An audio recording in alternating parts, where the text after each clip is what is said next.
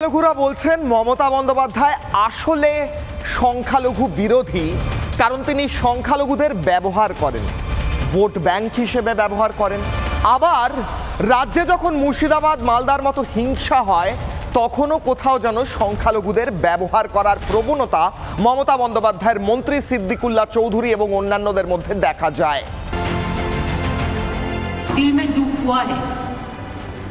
वक़फ़ property के लेके आप भरोसा रखिए, बंगाल में ऐसा कुछ नहीं होगा।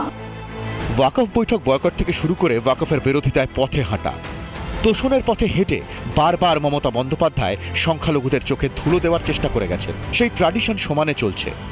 একদিকে যখন নবান্নের নির্দেশে জেলায় জেলায় চলছে কেন্দ্রীয় পোর্টালে ওয়াকফ সম্পত্তির নথি আপলোডের কাজ, তখন মঞ্চ থেকে উল্টো বিভ্রান্তি ছড়ানোর মরিয়া চেষ্টা মমতা। ওয়াকফ প্রপার্টি সেন্ট্রাল গভর্নমেন্ট আইন করেছে বিজেপি, আমরা করিনি। আমরা বিধানসভায় এর বিরুদ্ধে প্রস্তাব নিয়ে বারণ করেছি, সুপ্রিম কোর্টে কেস করেছি, রাজ্য সরকার কেসও চলছে। আমরা যতদিন আছি আমি এসব জায়গায় কাউকে হাত দিতে দেব না। অথচ নবান্নের নির্দেশে চলছে ওয়াকফ সম্পত্তির নথি আপলোড। রাজ্যের ওয়াকফ সম্পত্তির বড় অংশ রয়েছে মালদায়।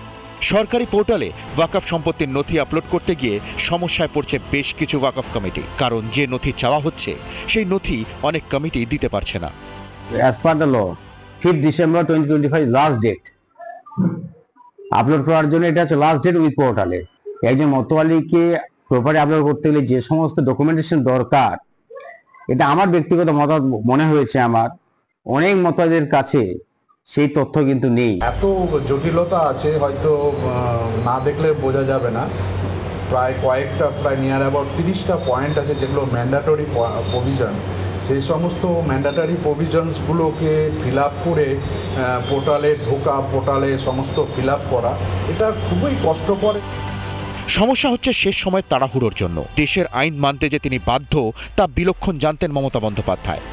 শীর্ষ আদালতের নির্দেশে সময়ের মধ্যে কাজ শেষও করতে হবে। সময় থাকতে আপলোডের কাজ শুরু হলে ওয়াকফ বোর্ডগুলোর মধ্যে আতঙ্ক আশঙ্কার জায়গা তৈরিই হতো না।